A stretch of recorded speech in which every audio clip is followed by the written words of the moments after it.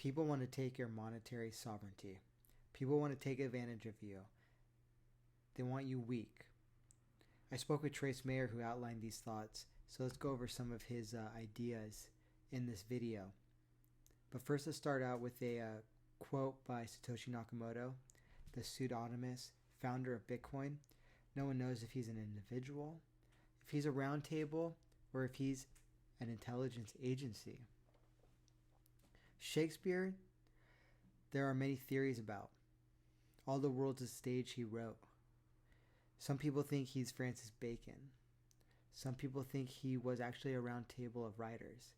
Whoever he was, he created much of the English lexicon of today. So, as Nakamoto wrote in the white paper, quote, "What is needed is an electronic payment system based on cryptographic proof instead of trust, allowing any two willing parties to transact directly with each other without the need for a trusted third party." Satoshi Nakamoto released Bitcoin on January 3rd. Trace Mayer has dubbed this Proof of Keys Day. It was on this day on which the Times of United Kingdom ran the headline, quote, "Chancellor on brink of second bailout." Nakamoto etched that headline, which suggested that the UK would embark upon more money printing, known officially as quantitative easing, onto the Bitcoin Genesis block. Bitcoiners participate in proof of keys by taking possession of all Bitcoins held by third parties, such as exchanges. By demanding and taking possession of their assets, individuals will learn real fast with blockchain proof whether they are elite hodlers or not, reads the Proof of Keys website. Quote, "Proof of Keys is the annual hodler initiation. Proof of Keys is a celebration of monetary sovereignty," explains Trace Mayer. Quote, "We do that by actually flexing our monetary sovereignty muscles. We show how strong we are, and we do that by proving the keys." I would say that we don't only do this by proving our keys to crypto, but also by holding alternative assets, including gold and silver. But that's kind of a different story. So to quote Mayer, quote, "We run a full node and we hold our own private keys to our Bitcoin and any other crypto, Ether, Litecoin, etc., says Mayer. Quote, "And we withdraw all of our crypto from any third party, from any exchange, from any lending service, from anywhere." Trace Mayer believes proof of keys teaches a important lesson. Quote, "We don't necessarily know who bad actors are until we start flexing those monetary sovereignty muscles. We don't know who the next Quadriga CX is." Quote, "So proof of keys is how we do that. Centralized third parties having giant stockpiles of Bitcoin and crypto goes against the decentralization characteristics and nature of blockchain." I would also say that having jurisdictions on the planet, i.e. China, holding much, if not most, of the mining apparatuses of a crypto, in this case Bitcoin, also goes against those decentralization characteristics. But again, that's a different story, and I know that Trace, who I hope watches this video, takes some contention with that contention. Decentralized third parties become honeypots, according to Mayer, and I agree. That is, targets for hackers. Quote, "Whether those hackers are illicit actors or whether those hackers are governments or lawyers or regulators trying to look for fines, compliance costs, or stuff like that is very dangerous." Trace encourages people to dig up their old Bitcoin accounts, whether that be on Coinbase or Gemini or Binance. Some of you aren't able to do that anymore because that exchange has run off with your funds. And withdraw those cryptos, withdraw those Bitcoin. Quote, "See if you can get it," says Mayer. In fact, he goads this. He's like, "Yeah, let's see if you can get that money." Quote, "See if those exchanges actually will process your withdrawal and send those Bitcoin to you." He also has tweeted in the past that there's more than 2 million Bitcoins held at exchanges such as Coinbase, BitMEX, Bitstamp, Bitfinex, Kraken FX, Bitrex Exchange, Coincheck, and Poloniex.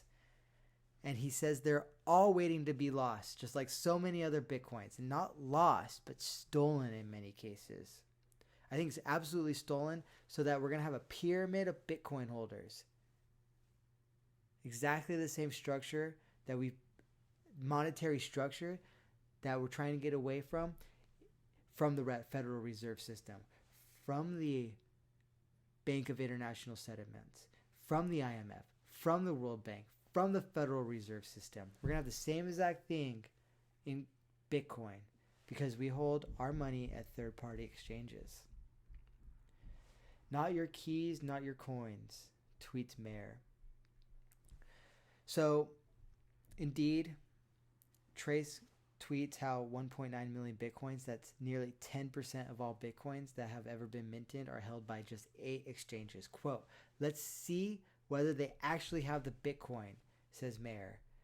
Try to process your withdrawal, he says. Try to see whether they actually have it or not. Because Kraken did the first proof of reserves from an exchange, but that was 5 years ago.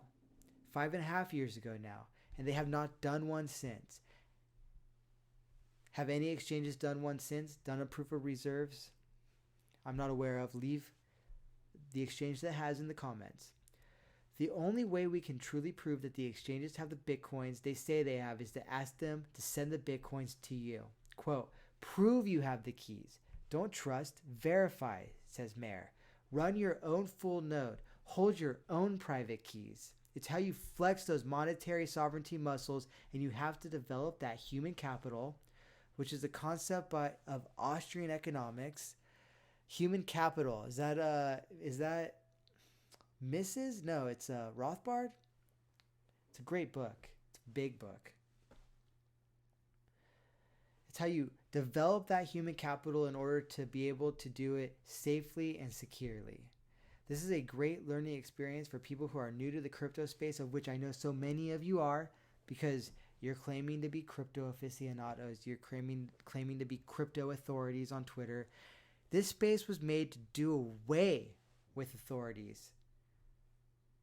But now, these days, it's all about the price of Bitcoin. The price of Bitcoin will set us free, which it will not. I'm looking at you, Dan Heddle. Looking at you, everyone who pumps the price of Bitcoin, saying that as Bitcoin goes up, we'll achieve freedom. The only thing that can free us is knowledge. It's knowledge. And that knowledge will inform action, of which buying crypto, buying Bitcoin is just one small piece. Just one small piece.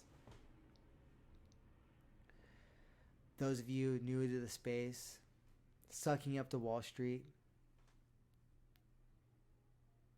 pathetic. It's pathetic. Makes me sick. Makes me so sick. But that's a different story. The different story. Mayor contends the Bitcoin industry, that is the exchanges, custodians, lenders, and others, have no interest in people holding their own Bitcoins. Quote, why would the industry want to convince people to do that, he says.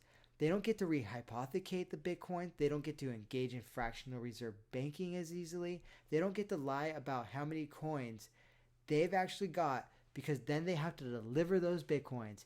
It's just like a GLD and SLV, which is held by JP Morgan and Citibank, and the numerous lawsuits that have been brought to those banks or against those banks, because people claim that they don't hold the amount of gold and silver that they claim to hold on the COMEX. Same exact thing has developed in crypto. In fact, I would argue that the crypto industry is even more easy to manipulate than gold and silver. But again, I digress. Exchanges do not want you to hold your own Bitcoins, because how then would they get to rehypothecate them? Just like the big banks do with your fiat, your Federal Reserve dollars. They're not even dollars. Your Federal Reserve notes. The US dollar and the Federal Reserve note are two different things. And so many people, when I bring that fact up, then jump to this notion that I must believe the earth is flat, which I don't. And if you do, leave that in the comments and let me know why you think the earth is flat. But the notion that the Federal Reserve is at best, a private public enterprise is not tied to the flat earth. But again, I digress. Coinbase and all these other exchanges want to rehypothecate your Bitcoins. They want to engage in fractional reserve banking, possibly. They want to lie about how many coins they've actually got, because if you do proof of keys and if you call home your Bitcoins, they have to deliver them and they don't get to lend them out. Monetary sovereignty was the point of Bitcoin, but today it's become sucking up to Wall Street and trying to raise funds for your startup based on talents that you don't even have, that you're going to pay someone else to build your idea. This is about being independent. This was about being independent. Our monetary sovereignty gives us economic power. As Trace says, quote, other people, they want to whittle that away from you. They want to take your monetary sovereignty. They want you to be a weak, little, flaccid slave who has to ask for permission to do stuff with your own money. Just like the banks. I went to a bank recently and it was closed because of COVID-19. I couldn't get that money. In order to get my money, I got to wear a mask today. Trace asks, do we get what he's saying? Do we understand what he's saying? I don't think he thinks that most of us in the space today do get what we're saying. Quote, exchanges, just like all the central institutions, don't want you to be monetarily sovereign. The Federal Reserve, the big banks, government, politicians, crypto exchanges, they want you to be in a position where they can do whatever they want with you and with your money when they choose and not when you choose. Crypto, Bitcoin specifically, in the context of my discussion with Trace, give you the ability to protect your capital. And again, I would say the gold and silver does the same. Gold and silver might not have the same hyperbolic moves as do Bitcoin in their future, but they give you that ability to protect your capital. And that's what this is about. This is not about the price of your digital currency or your capital in dollar terms. This is about freedom and liberty. And the space is totally checked out on this. It's only interested in making millionaires and billionaires. But most of you are going to lose your Bitcoins. To quote Trace, the amount of liberty, freedom, and sovereignty that you have is directly proportional to the amount of security and protection that you can acquire for yourself. Most people and companies do not want that for you. Will self-custody ever become the standard in crypto and Bitcoin? Because it is in gold and silver. You hold your own gold and silver bullion. They get it. But crypto people don't get it. It's totally off track. To quote Trace, quote, what we found just through a lot of history, whether it's financial history in general or Bitcoin and crypto history specifically, is that anytime you trust third parties, they abuse that trust and you and we pay the price financially. Look at the 2007 and 2008 bailouts. Look at what's happened to the United States dollar since the institution of the Federal Reserve in 1913, which people tell me they don't care how it came to be. Through lobbying by industrialists, through lobbying by financiers, the East Coast elite, who had before the institution of the Federal Reserve had taken away the United States from a bimetallic standard and put us on a gold standard, which in and of itself is a form of centralization. Everyone goes on and on about the gold standard. Well, guess what? That was a form of centralization. The United States was built on a bimetallic standard. And I'm not saying we could go back to one because our economy has evolved since then. But gold standard was a centralization of power. 2008, centralization of power. The $6 trillion in the CARES Act is just a form of holding the people hostage, and it too is a centralization of power. It is a diluting of the money, the power over we've given to other individuals. Trace Mayer says, quote, "Why do we have so many laws? Why is banking one of the most regulated industries in the world?" Because when you're engaged in banking, you can engage in scams. So let's go over some of those scams in Bitcoin, of which there are too many to cover right now, right here. There's the Mt. Gox scam. There was Quadriga CX. Almost all exchanges have either been hacked or created barriers to people getting their capital at points in time. Coinbase, over and over again, issues with either buying crypto or accessing your crypto. Centralized institutions, from big banks to crypto exchanges, don't want you to have your monetary sovereignty. Trace actually goads us. He says, ask them on Twitter whether they support proof of keys or not. Quote, anytime you trust third parties, you're going to be disappointed eventually, because eventually the exchanges are going to get hacked. We have tons of examples in history, and that's an important reason why people have to claim their own monetary sovereignty. Because if you don't, you're just going to be at the mercy of whoever has the monetary sovereignty. Whoever is holding those keys, you're going to have to ask for their permission instead of being able to act on your own. I met Trace Mayer a long time ago while he was a gold bug. He was running Run to Gold, and he was running How to Vanish. That was before I think he was into Bitcoin. We talked about gold. The same principles with gold and silver he used to discuss. And then I remember one day at Freedom Fest 2012, he came up to me and he shook me and he said, if you don't get into Bitcoin, you're a fool, more or less. And that night I bought the domain GoldSilverBitcoin.com, which is the brand under which this video will appear. And then I went to jail. I was really high on freedom. That's a different story. Among Mayer's first blockchain investments was Armory, which was a hard wallet. It sought to empower people to hold their own Bitcoin securely. The commercial side of Armory was wound down years ago, though.